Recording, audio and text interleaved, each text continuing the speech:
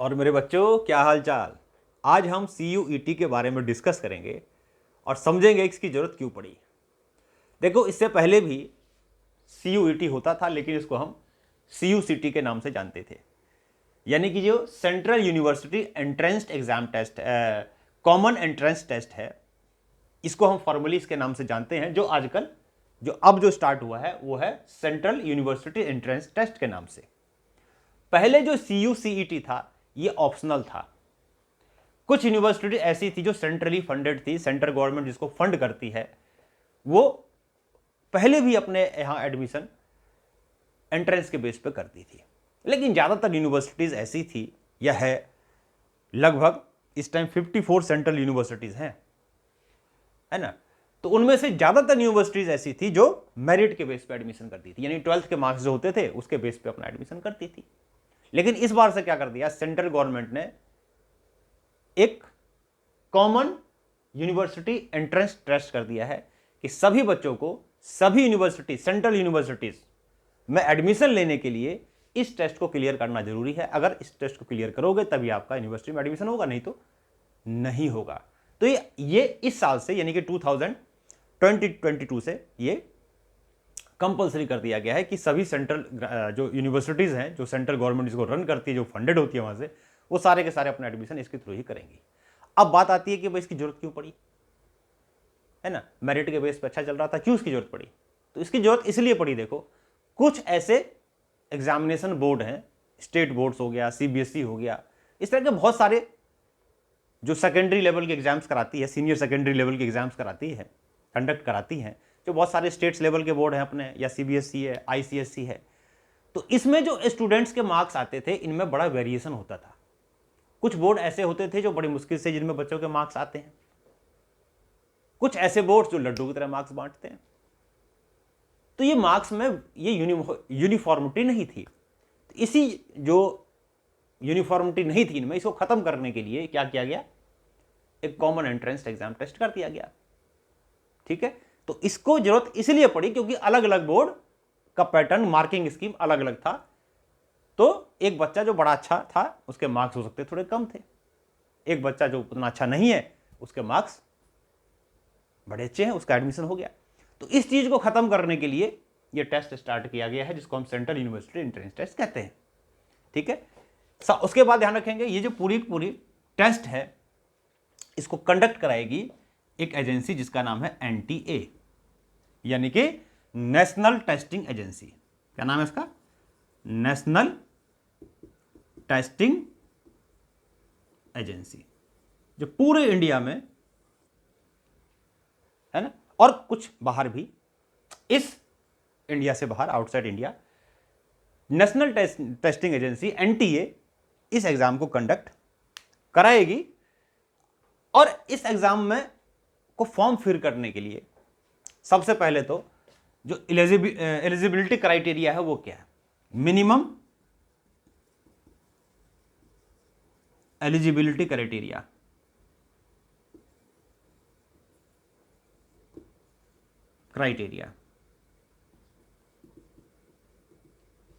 तो इसको फॉर्म को फिल करने के लिए जो एलिजिबिलिटी क्राइटेरिया है वो ये है कि अगर कोई बच्चा जनरल कैटेगरी का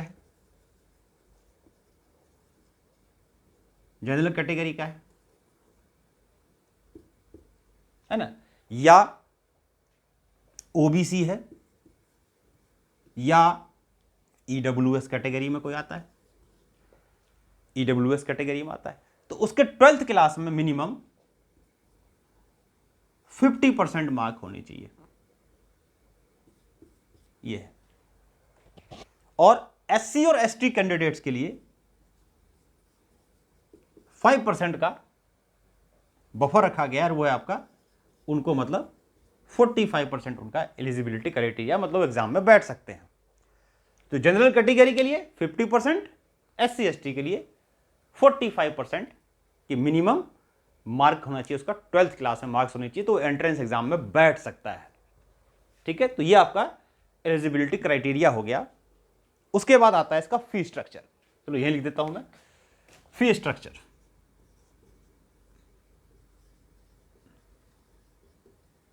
इसका फी स्ट्रक्चर है कि अगर कोई बच्चा जनरल कैटेगरी का है या ओबीसी है या ईडब्ल्यूएस है ना, इकोनॉमिकली वीकर सेक्शन, तो उन सभी के लिए जो फीस है वो 800 रुपीज़ है, जो कि मेरे हिसाब से काफ़ी ज़्यादा है, इतनी नहीं होनी चाहिए।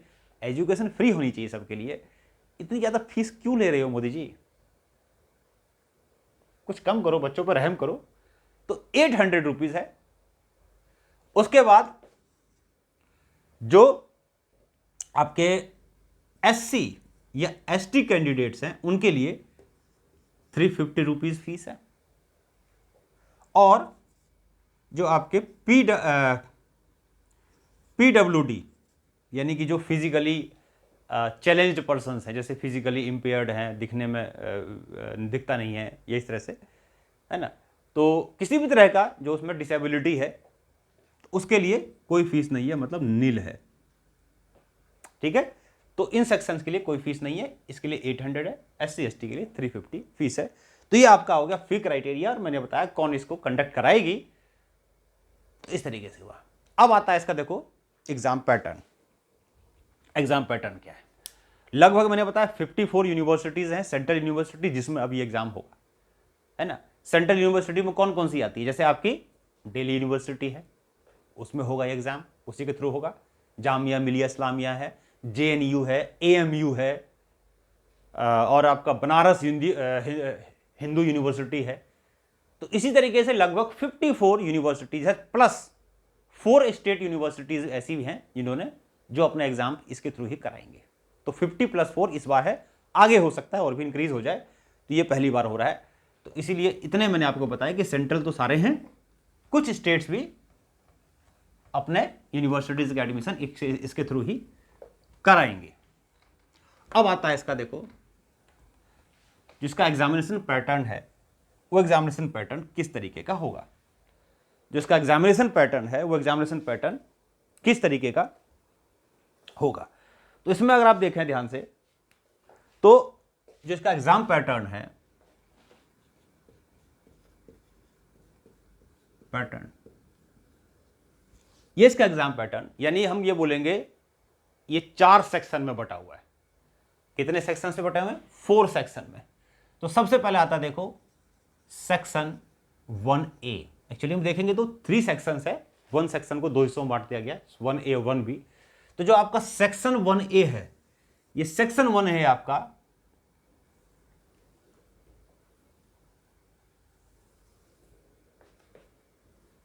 जो सेक्शन 1A है, ये कंपल्सरी लैंग्वेज का सेक्शन है। जो सेक्शन 1A है, this is the section of compulsory language. Section 1A ये क्या है? कंपल्सरी लैंग्वेज सेक्शन है, language section. Compulsory language sections में 13 लैंग्वेजेस हैं, जिनमें से बच्चे को कोई एक 1 लैंग्वेज सेलेक्ट करना है, 1 लैंग्वेज सेलेक्ट करना है। 13 में से एक लैंग्वेज सेलेक्ट करना है, कंपल्सरी है। कौन कौन सी लैंग्वेज हो सकती है इसमें? जैसे हिंदी हो सकती है, इंग्लिश हो सकता है इसमें, है ना, तेलुगु हो सकता है, मलयालम हो सकता है। तो ये सारे लैंग्वेजेस हैं जो आपके कंपल्सरी सेक्शंस में आते हैं। ये आपको सेलेक्ट लेना ही लेना है, इसमें आपको ऑप्शन नहीं है, लेना लेना है। तो 13 में से कोई एक लैंग्वेज आपको सेलेक्ट करना है, इंग्लिश, हिंदी, इस तरह से, और जो मैंने बताया। उसके बाद अब देखो इसमें क्या है कि ये जो क्वेश्चन होंगे सेक्शन 1A में, इसमें आपके आएंगे 50 क्वेश्चन। टोटल क्वेश्चंस कितने होंगे इसमें? टोटल क्वेश्चंस होंगे इसमें 50। मैक्सिमम कितना अटेम्प्ट करना है? मैक्सिमम अटेम्प्ट करना है आपको 40। मैक्सिमम अटेम्प्ट करना है आपको 40। उसके बाद टाइम जो मिलेगा इसको आपको टोटल, ये मिलेगा आपका टाइम आपका 45 मिनट, यानी 40 क्वेश्चन करने में आपको 45 मिनट का टाइम मिलेगा। एक क्वेश्चन आपको 5 मार्क्स का होगा, 5 मार्क्स का होगा, तो टोटल मार्क्स हो गए इसके 200। टोटल मार्क्स हो गया 200, यानी टोटल मार्क्स पहले सेक्शन का कितना होगा, ये होगा आपका 200। The total marks of the first section will be 200। ठीक, क्या बताया, जो फर्स्ट ए सेक्शन है लैंग्वेज का सेक्शन है, कंपलसरी लैंग्वेज है, कौन कौन सी है, ये आप लिस्ट मैं आपको अभी साइट बताऊंगा, वहां से आप लिस्ट देख सकते हो। जब आप फॉर्म भरोगे तो आपको पता ही लग जाएगा कि 12th क्लास में आपकी कौन सी लैंग्वेज थी, वही आपको कंपलसरी लैंग्वेज होगा, सेलेक्ट करना होगा आपको। ठीक है, उसके बाद आगे आपका टोटल क्वेश्चंस कितने होंगे, 50, मैक्सिमम अटेम्प्ट करना है 40, एक क्वेश्चन टोटल टाइम 45 मिनट का मिलेगा, एक क्वेश्चन 5 नंबर का, टोटल आ गया आपका 200 मार्क्स के। ये आ गया सेक्शन 1A। अब आ जाओ, चलो लाइन नहीं खींचता हूं, ऐसे बना देता हूं। अब है आपका सेक्शन 1B। जो सेक्शन 1B है ये ऑप्शनल लैंग्वेज है, ये होगा आपका ऑप्शनल लैंग्वेज। ऑप्शनल लैंग्वेज में कौन कौन सी हो सकती है, देखो ऑप्शनल लैंग्वेज में हो सकता है जैसा आपका जर्मन, फ्रेंच, चाइनीज, अरेबिक, तो ये इस तरीके से आपके ऑप्शनल लैंग्वेज होंगे 19, और 19 में से आपको कितना सेलेक्ट करना है, 1 लैंग्वेज। कौन सा करना है डिपेंड करेगा आपके 12th क्लास में कौन सा लैंग्वेज था, वही तो आप सेलेक्ट करोगे। ठीक, लेकिन ये ऑप्शनल है, जरूरी नहीं है कि आप सेलेक्ट करो ही करो, आपकी मर्जी है, या डिपेंड करता है कि जहां पर आप ये फॉर्म फिल कर रहे हैं वहां पर वो लैंग्वेज है कि नहीं है, उस यूनिवर्सिटी में वो लैंग्वेज है कि नहीं है, उस पर भी डिपेंड करता है, आप पर भी डिपेंड करता है और यूनिवर्सिटी पर भी डिपेंड करता है। इसके भी वही चीज कि टोटल क्वेश्चंस जो होंगे 50 होंगे, मैक्सिमम जो आपको अटेम्प्ट करना है इसमें भी 40 करना है, सेम चीज टोटल टाइम यहां भी आपको 45 मिनट्स का मिलेगा, 5 marks of each question, 5 marks होगा हर एक क्वेश्चन के में आपके 5 मार्क्स मिलेंगे, तो टोटल आ गया आपका 200 मार्क्स। सेम चीज है, रिपीट हो गया ये मान लो। ठीक, अब आ जाओ सेक्शन सेकंड। सेकंड सेक्शन जो होगा आपका ये है subject specific domain subject, specific domain subject. इसमें आपके स्पेसिफिक डोमेन सब्जेक्ट 26 होंगे, 27 होंगे आपके, 27 स्पेसिफिक डोमेन सब्जेक्ट है। इसकी लिस्ट जब आप फॉर्म भरोगे तो उसमें लिस्ट आपको मिल जाएगी कि इसमें आपके 27 डोमेन स्पेसिफिक सब्जेक्ट होंगे। इसमें से आपको मैक्सिमम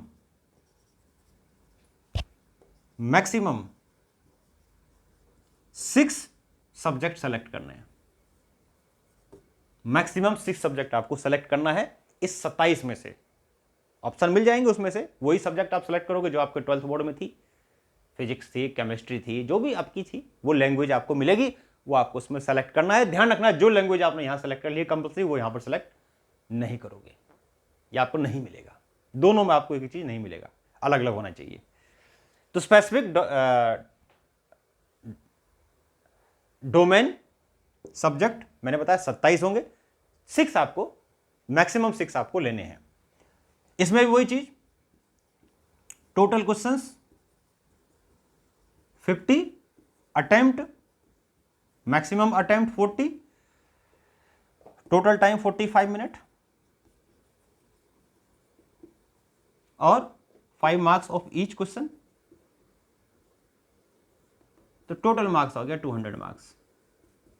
ये आपका हो गया, ये आपका आ गया स्पेसिफिक डोमेन सब्जेक्ट 27, 6 कंपल्सरी है, ये आपको सेलेक्ट करना है, मैक्सिमम आप 6 सेलेक्ट कर सकते हो, तो ये आपका कंपल्सरी है, इसमें भी आपको कंपल्सरी, ये आपके पास ऑप्शनल है, लेना चाहो ना लेना चाहो, यूनिवर्सिटी पर डिपेंड करता है जिसमें आप फॉर्म भर रहे हो वहां क्या है कि नहीं है, आपके पास भी होना चाहिए वो चीज 12th क्लास में।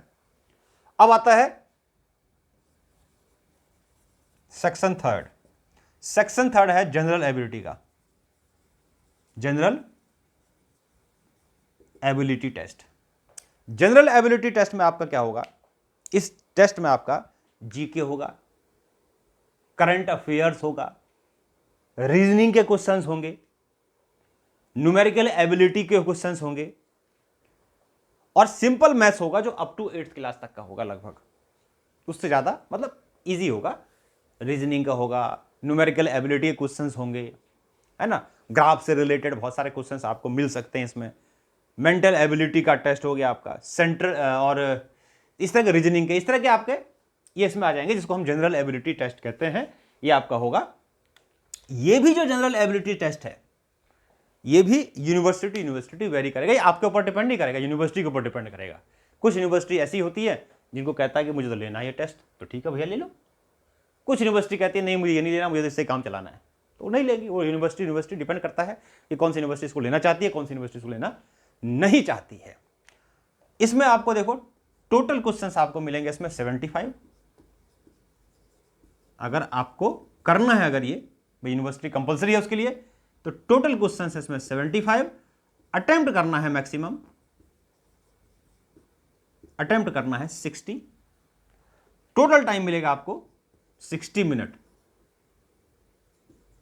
टोटल टाइम मिलेगा आपको 60 मिनट। एक क्वेश्चन 5 मार्क्स का होगा वही चीज, और टोटल मार्क्स हो गया इसका 300 मार्क्स। ये आपका ये पैटर्न हुआ। तो ये आपका एग्जामिनेशन पैटर्न है जो होगा वो इस पैटर्न के बेस पे होगा, जो मैंने आपको बताया। पहले क्या बताया, सेक्शन 1 एक कंपलसरी लैंग्वेज का 13 में से एक सेलेक्ट करना है, ये मार्क्स बताए। दूसरा ऑप्शनल लैंग्वेज है, कौन कौन सी लैंग्वेजेस है, जब आप भरोगे ड्रॉप डाउन में आ जाएगा। कुछ मैं एग्जाम्पल बताया, जैसे जर्मन, फ्रेंच, इस तरह के लैंग्वेज होंगे वो इसमें आ जाएंगे, चाइनीज हो गया, इस तरह से आएंगे। सेम चीज़ है इसमें भी वो। उसके बाद स्पेसिफिक डोमेन सब्जेक्ट 27 होंगे, 27 में से मैक्सिमम आपको 6 सेलेक्ट करना है। जैसे मैंने बताया आपको फिजिक्स हो गया, केमिस्ट्री हो गया, अकाउंटेंसी हो गई, इस तरह के बहुत सारे सब्जेक्ट हैं जो भी मेन सब्जेक्ट होते हैं आपके 12th क्लास में, उसमें से ये हैं। ठीक है, सेम चीज़ है इसका पैटर्न जो ऊपर वाले का था। और ये थर्ड मैंने बताया आपको, यूनिवर्सिटी वेरी करेगी, कोई यूनिवर्सिटी इसको लेना चाहती है, कोई इसको लेना नहीं चाहती है, डिपेंड करता है। लेकिन लेना चाहती है तो 75 नंबर का होगा, 75 क्वेश्चन होंगे, 60 करने हैं, एक क्वेश्चन 1 नंबर का होगा, एक क्वेश्चन 5 मार्क्स का होगा, टोटल 60 मिनट इसको टाइम मिलेगा, टोटल क्वेश्चन हो गया, टोटल मार्क्स हो गया इसका 300। यानी कि टोटल टाइम 60 मिनट, 1 मार्क्स, एक क्वेश्चन 5 मार्क्स का, टोटल 300 मार्क्स हो गया, क्योंकि आपको 60 क्वेश्चंस करने हैं 75 में से। ठीक है, तो ये आपका इसका एग्जामिनेशन पैटर्न हो गया जो आपको मिलेगा, या जिसके बेस पे आप क्वेश्चंस करोगे, या आपको जो पेपर सेटअप होगा उसके हिसाब से मैं आपको बता रहा हूं। अब आता है देखो, जो इसका एग्जाम कंडक्ट होगा, वो एग्जाम कंडक्ट होगा 2 स्लॉट में। वो एग्जाम कंडक्ट होगा कितने स्लॉट्स में, 2 स्लॉट्स में एग्जाम कंडक्ट होगा। पहला स्लॉट जो होगा इसमें, the exam will be conducted in 2 slots. इसको पॉज करके चाहो तो नोट कर लो, आपको बड़ा काम आएगा ये।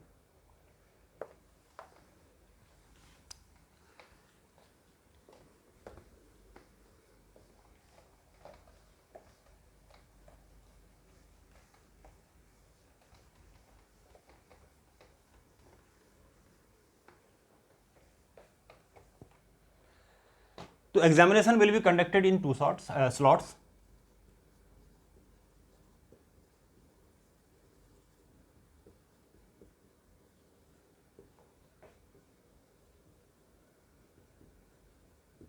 इन 2 स्लॉट्स, 2 स्लॉट्स में इसमें एग्जाम कंडक्ट किए जाएंगे। जो स्लॉट फर्स्ट है, पहला स्लॉट, जो स्लॉट फर्स्ट है, फर्स्ट स्लॉट में आपको जो क्वेश्चन होगा ये आपका 45 इसमें 45 टू 195 मिनट का होगा। ये 45 से 195 मिनट्स का होगा। मैंने बताया अलग अलग टाइम क्यों आ रहा है, वो अलग अलग टाइम इसलिए आ रहा है, यूनिवर्सिटी वेरी करेगी। मैंने बताया ना, जिसमें कोई 60 मार्क्स का लेगा, कोई नहीं लेगा, अलग अलग क्राइटेरिया है सबका। तो स्लॉट 1 में जो भी होगा आपका 45 टू 195 मिनट्स का पेपर होगा। और सेकंड स्लॉट का जो ड्यूरेशन होगा, स्लॉट सेकंड, नेचुरल सी बात है, स्लॉट फर्स्ट मॉर्निंग में होगा और सेकंड स्लॉट इवनिंग में होगा। ये आपका होगा 45 मिनट से 225 मिनट्स, इसका मैक्सिमम टाइम होगा। वो डिपेंड करता है सब्जेक्ट के हिसाब से, कौन कौन सब्जेक्ट आपने ऑप्ट किया, यूनिवर्सिटी कौन सब्जेक्ट ऑफर कर रही है उसके हिसाब से। उसके बाद दूसरी, एक पहली चीज़ में याद रखेंगे, दूसरी चीज़ में याद रखेंगे कि जो फर्स्ट स्लॉट है, स्लॉट फर्स्ट, जो फर्स्ट स्लॉट है जो 45 से 195 मिनट का होगा, उसमें क्या क्या चीजें होंगी, कौन कौन से पेपर होंगे। तो इसमें 1 कंपल्सरी लैंग्वेज टेस्ट जो था, कंपल्सरी लैंग्वेज टेस्ट ये होगा, फर्स्ट कंपल्सरी लैंग्वेज टेस्ट होगा इसमें, जो पहला वाला था ना बताया था वो उसमें होगा। दूसरा 2 डोमेन स्पेसिफिक सब्जेक्ट टेस्ट होगी, इसमें 6 में से मैक्सिमम 6 जो आपको अटेम्प्ट करने से उसमें से कोई 2 इसमें होंगे। और जो जनरल टेस्ट है जो 300 मार्क्स का बताया था, इसमें 60 क्वेश्चंस होंगे आपको अटेम्प्ट करने होंगे 75 में से, जो जनरल पेपर होगा, मतलब इसको हम बोलेंगे जनरल पेपर। ये भी आपका फर्स्ट स्लॉट में ही होगा। अब इसी में सेकंड स्लॉट में आ जाओ, सेकंड स्लॉट में क्या होगा, तो जो बाकी जो बच गया वो सेकंड स्लॉट में होगा। सेकंड स्लॉट में क्या हुआ, 4 डोमेन, 2 हो गया, 2 बच गया, 4 हो गया, 2 हो गया, 4 बच गया, तो इसमें होगा 4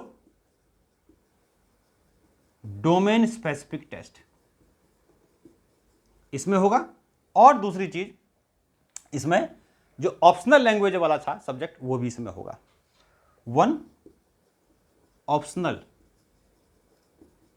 लैंग्वेज टेस्ट। मान लो किसी बच्चे को ये नहीं देना कंपलसरी, भाई सेकंड वाले में वो रखा गया जो ऑप्शनल है, जिस बच्चे को सेकंड में नहीं देना पेपर दो, घर जाओ, काम खत्म, है ना। इसको फर्स्ट में थोड़ी रखेंगे इसको, नहीं तो डबल टाइम उस बच्चे को वेट करना पड़ेगा। तो जिसको सेकंड नहीं देना था, अगर मान लो उसको क्यों वेट कराएं फर्स्ट का, तो इसलिए ऑप्शनल वाला सेकंड में रखा गया है, फर्स्ट का पेपर दो, निकल जाओ।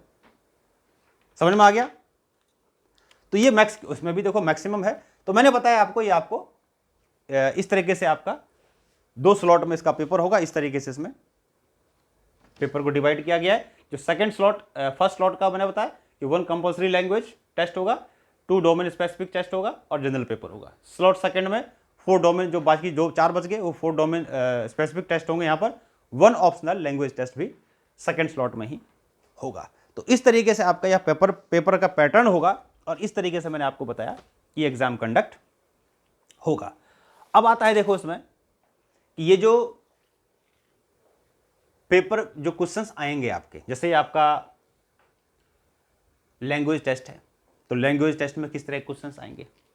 तो जो आपका लैंग्वेज टेस्ट होगा, उस लैंग्वेज टेस्ट में मेनली आपको कंप्रीहेंशन के क्वेश्चंस आएंगे, यानी पैराग्राफ होगा, रीड करना है, आंसर देना है, ठीक है। कंप्रीहेंशन के आएंगे, वोकेबुलरी के क्वेश्चंस आएंगे। जो भी आपका लैंग्वेज टेस्ट है उसमें इस तरह के क्वेश्चंस आएंगे। उसके बाद आता है आपका जो सब्जेक्ट स्पेसिफिक टेस्ट है, डोमेन स्पेसिफिक सब्जेक्ट टेस्ट है, उसमें क्या क्या होगा। तो जो भी आपने 12th क्लास में पढ़ा था, जो भी आपके पास 12th क्लास में सब्जेक्ट थे, है ना, वो उस पर बेस्ड होगा। ध्यान रखेंगे 12th क्लास का, इसमें 11th क्लास का कोई भी टॉपिक नहीं आएगा, ध्यान रखना है। जो भी आपने 12th क्लास में जो भी आपके पास सब्जेक्ट थे उसी से रिलेटेड इसमें क्वेश्चंस होंगे और बेस्ड ऑन एनसीईआरटी होंगे। जो एनसीईआरटी बेस्ड क्वेश्चंस होंगे 12th क्लास के जो थे वही आपके ये होंगे, ठीक है। तो ये आपका सब्जेक्ट स्पेसिफिक जो domain subject domain specific test था उसमें 12th क्लास के होंगे, 11th के नहीं होंगे और एनसीईआरटी बेस्ड क्वेश्चन होंगे।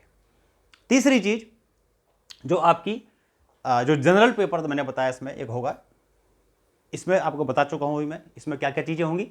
इसमें मेंटल एबिलिटी टेस्ट होगा, रीजनिंग टेस्ट होगा, रीजनिंग होगा, इसमें रीजनिंग वाले क्वेश्चंस होंगे, न्यूमेरिकल एबिलिटी के टेस्ट, न्यूमेरिकल एबिलिटी वाले होंगे, जीके होगा, करंट अफेयर्स होगा।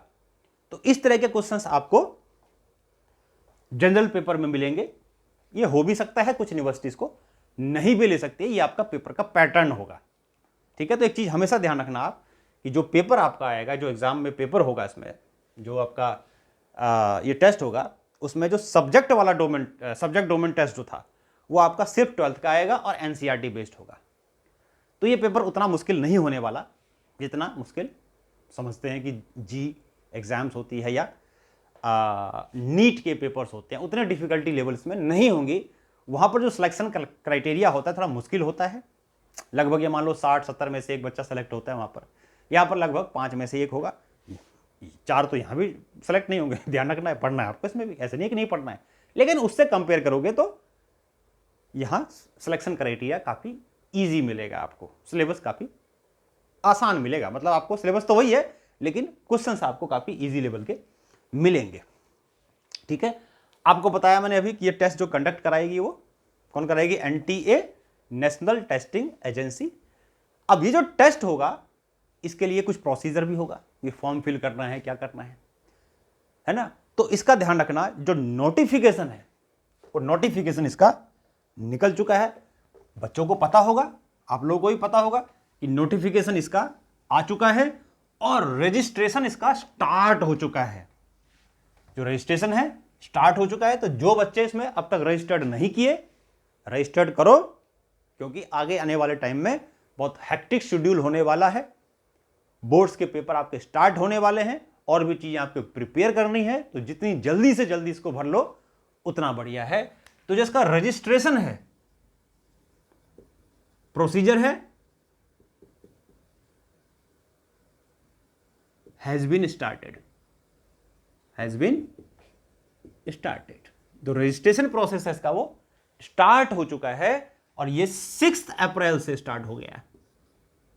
6 अप्रैल 2022 से स्टार्ट हो गया और ये 6 मई 2022 तक चलेगा।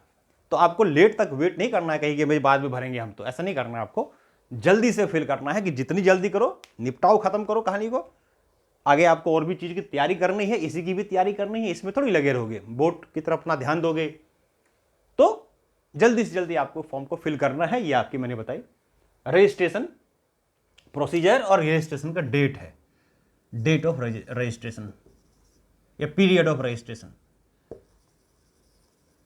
तो इसमें आपको इसको रजिस्टर्ड अपने आप को कर लेना है, फॉर्म आपको फिल कर लेना है। समझ में आ गया? जब रजिस्ट्रेशन आप कंप्लीट कर लोगे तो आगे के नोटिफिकेशंस आपके पास आते जाएंगे। ठीक है, उम्मीद करते हैं इसका जो लास्ट रिजल्ट आएगा, इसमें ऐसा एक और चीज है, अगर आपको एक चीज बताऊं कि जब आप इसको अटेम्प्ट करोगे तो अटेम्प्ट करते टाइम पे एक और चीज आपको ध्यान रखना है। मैंने अभी आपको बताया था कि एक क्वेश्चन 5 मार्क्स का होगा, है ना। तो अगर आपने सही किया तो 5 मार्क्स और गलत कर दिया तो इसमें नेगेटिव मार्किंग भी है, नेगेटिव मार्किंग है इसमें।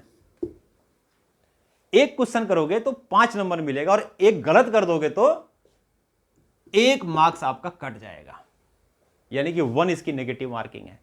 अगर एक क्वेश्चन आपने गलत किया तो 1 नंबर आपके कम हो जाएंगे, जितने आपके टोटल आ रहे होंगे।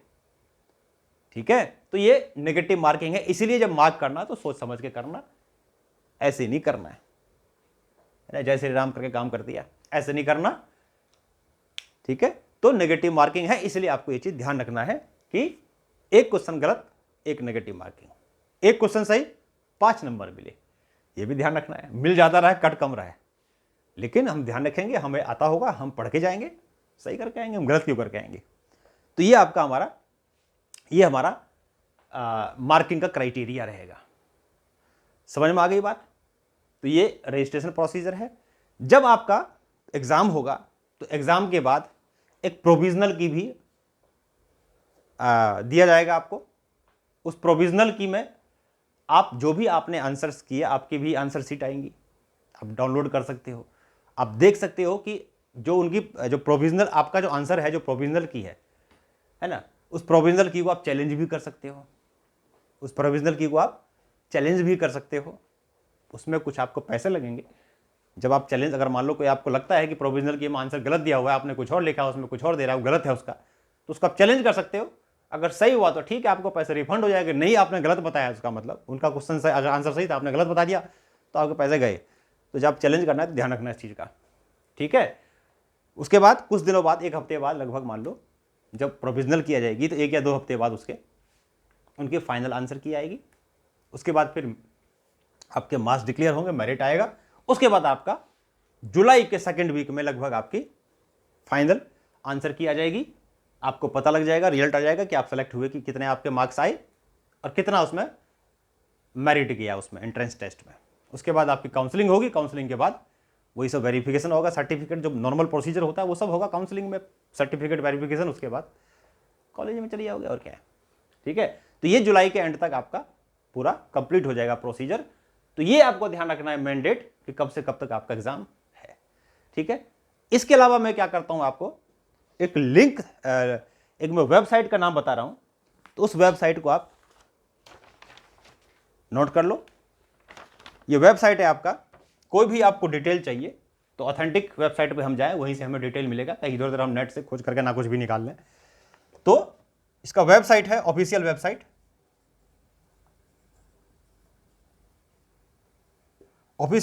है CUET.samarth.ac.in, ठीक। तो ये आपका ऑफिशियल आईडी है, मेल आईडी है, आपका वेबसाइट है इसका। और इसका जो कॉन्टैक्ट नंबर है, कोई भी आपको क्वेरी करनी है तो ये कॉन्टैक्ट नंबर है इसका, इस पर आप कॉन्टैक्ट कर सकते हो। ये मैं डिस्क्रिप्शन बॉक्स में भी डाल दूंगा नीचे जब वीडियो अपलोड करूंगा। तो ये कॉन्टैक्ट नंबर हो जाएगा 01169227700 01140759000। तो ये इसके कॉन्टैक्ट डिटेल्स हैं या इसकी ऑफिशियल वेबसाइट है। कोई भी अगर आपको इन्फॉर्मेशन लेना हो तो यहां से देख सकते हो। कोई भी पेपर आपने दिया, पेपर कब क्या हुआ, इसको चेक करते रहेंगे तो हमें सब कुछ जानकारी मिलती रहेगी। तो इसकी ऑफिशियल वेबसाइट है, यहां से आप कुछ आपको इन्फॉर्मेशन यहां से नहीं मिल पाती है तो फोन करके भी आप उनसे पूछ सकते हो। तो ये आपका हो गया CUET टेस्ट के बारे में जो मैंने आपको बताया। उम्मीद करता हूं जो आपको मैंने चीज़ समझाई समझ में आया होगा, जो नॉलेज देने की कोशिश करी, जो पैटर्न बताने की कोशिश करी, वो आपको समझ में आया होगा। उसी हिसाब से आप तैयारी करोगे, ठीक है, और चुटकियों में से क्लियर करोगे, है ना। और कॉलेज में जाओगे, बढ़िया से बढ़िया कॉलेज में, जिसमें भी आप चाहो, उसमें आपका भगवान का एडमिशन हो। तो आपको अच्छे से क्या करना है, 12th की प्रिपरेशन करती रहनी है, क्योंकि 12th बहुत जरूरी है, टर्म 2 का एग्जाम बहुत जरूरी है। उसमें अच्छे मार्क्स आओगे, अच्छे मार्क्स का मतलब पढ़ोगे तभी तो अच्छे मार्क्स लाओगे, तभी इसके लिए आप एलिजिबल हो पाओगे, तैयार कर पाओगे, ठीक है। तो इसको आप पढ़ो। तब तक के लिए नेक्स्ट लेक्चर के लिए टाटा बाय, सी यू।